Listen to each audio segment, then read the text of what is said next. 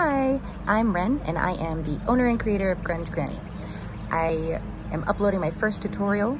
I am learning as I go. Please let me know if you have any questions. There are some bits that I went ahead and cropped out because I learned a more efficient way to do them after I had already done them, but then also I had already recorded it, and so I wanted to show the actual process of how I made this batch of books without like cutting all that out and it looking like I had done them in some other very efficient way that I learned later. But I hope it's helpful, and if you have any questions, please let me know. And I will also be uploading separate tutorials for the Coptic stitch and the French link stitch, and probably for other parts of the bookmaking process because some parts just took a hot minute. I would love your feedback and any tips on how to do this. Thanks. Hello. So now this is voiceover me here, and I started off with finding whatever kind of cardboard or cardstock I had. I really liked the size of this Instax box, and so I tore it apart. Then I cut it all up using my paper cutter to try and have it be relatively clean edges. I do cover all of these edges with material, so I suppose it's not super important that they're the cleanest, which I think is kind of apparent with a lot of the stuff that I make, let's be honest. Since I use a lot of materials that I have already on hand, it helps me to start with the covers first. That way I know how to cut my paper and what size to cut my paper. I cut in here, hang on.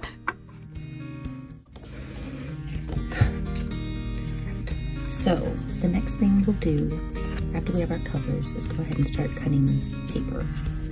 I have a lot of paper. Maybe I'll show you. Okay, I'll show you. This was just me showing all the little scraps that I already had and how I was going to decide they fit into different covers and hoping to find ways to make them fit into covers more so. So then I started setting up my signatures and cutting my paper to size. This was not an efficient way to do this. And I realized that afterward. Don't worry, I definitely realized that. At the time I was thinking that I really wanted to have those torn edges, though I learned later a way to do that faster is just to use a ruler, and you can use multiple pieces of paper that you can tear across the edge of a ruler. It's way faster than this one piece at a time deal I was doing. And I also should have just measured out the pieces beforehand, but I do show that later. But I wanted to show the whole process, including my mistakes. So now we have 5 signatures, and so it'll be 1, 2, 3, 4, 5. I'm going to put in other pieces of paper in there so that it's easier to sew together, and it feels like if you keep the bigger one on the outside that it like holds the other ones in, you know, kind of just like gives them a hug.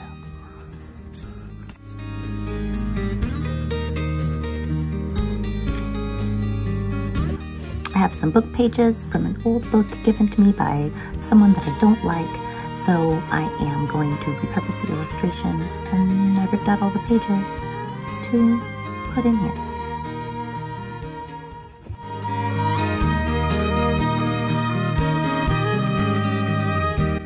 I think I'm going to stop recording and then just show you when the signatures are ready.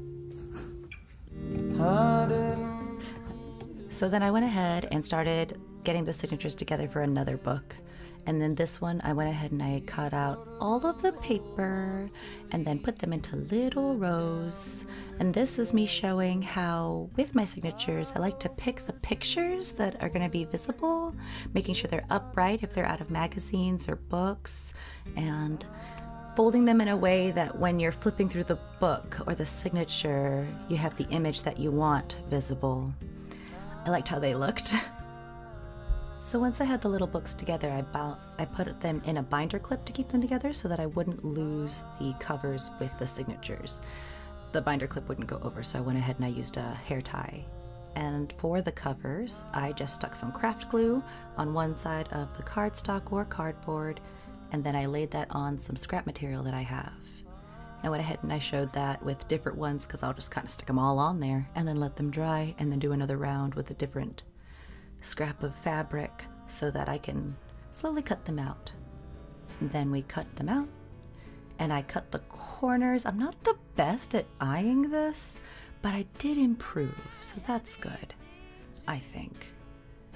And I think some of them I added maybe too much material. Some I kind of wish I would have given myself a larger border, especially later when I was putting in the pockets. And this is me gluing that cover onto it. It was a really slow process, which is why I have it mostly sped up the whole time and then this little clip of it in real time, because it was just really slow. I just sat and glued them down, just holding them. You can see that my phone holder is there, so I was recording overhead to give you that view, but I guess I deleted it by accident. I didn't mean to. But luckily I had this other camera set up because I wasn't entirely sure how things were going to turn out or how I even wanted to edit this video yet. And I think it was handy, at least to give a different angle. I'm not sure if anybody even wants a different angle. Maybe that's just me. I like when things change up. I think I might have shown this too long, but maybe I was trying to really get across just how slow that was. Then it was bookbinding. So, bookbinding. This is the clip that ended up being 45 minutes long that I was hinting to in the intro.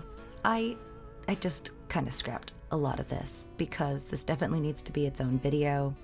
The way that I did it here, I just feel like it's a really slow and not super efficient way. I measured out where I wanted my holes, and then I tried to hold it as taut as I could and used the ruler for the straight lines.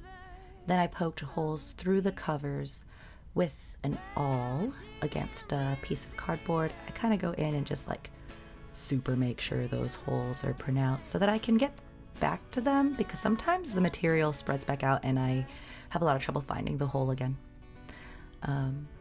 Yeah, so I'm just showing how like I'm making sure that they're measured properly. And then I started with every signature. So with the holes of the signature, I found my little dots and then I poked my little holes all the way through. I tried to do the same thing of making sure it was pushed really far through and that it was pretty obvious where those holes were. Otherwise, while you're bookbinding, it is really frustrating to find out that, oh, your awl didn't go through all the way. All the way. Also, using different kinds of papers makes it kind of hard to push the needle through and that wax thread, because that thread is so thick. So it is really important that your holes are either fairly large, or maybe you use a smaller waxed thread, or maybe it's just me and my weak hand muscles. I wouldn't be surprised if that's actually what's taking so long.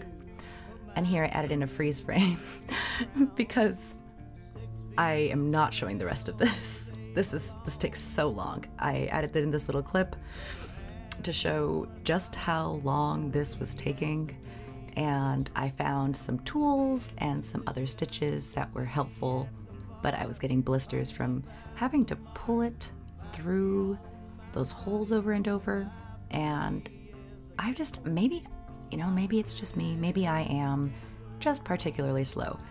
And this is not even slow motion. This is just a real-time recording right here. This is ridiculous. I'm just so slow.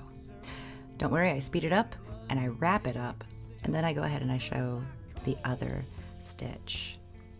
I just do a little knot on the inside of the very last signature. I'm not sure yet if I want to keep doing it that way or if I want to do a knot maybe on the inside cover, but I kind of like it being more hidden versus being visible. You know, it's like a little secret knot. People can be like, how is this attached? And then you get to say, oh, I don't know.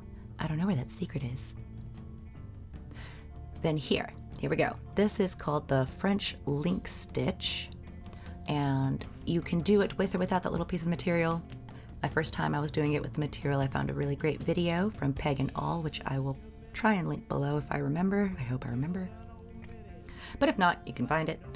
And then I found these little silicone fingertip thingies that they're actually called silicone thimbles. But they helped so much in the binding process. I already had blisters and it just stopped that being a problem. Then I was stuffing the books once they were all bound with a whole bunch of little pockets and snippets I made. I wanted to reuse some sticker paper that I just had scraps of and I can't bring myself to throw away because I just can't, because I'm like that, can't throw away some stickers. So I went ahead and made little snippets that I put inside of the books. I made a pile of little pockets that I went ahead and added inside the books.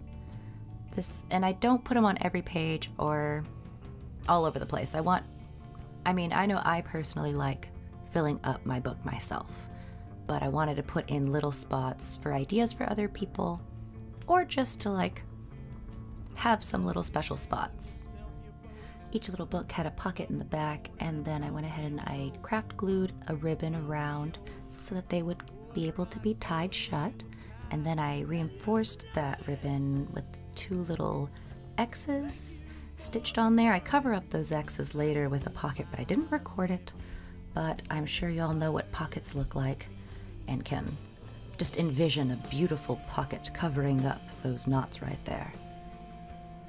That's my little stack of books that I had finished. I was so excited about them.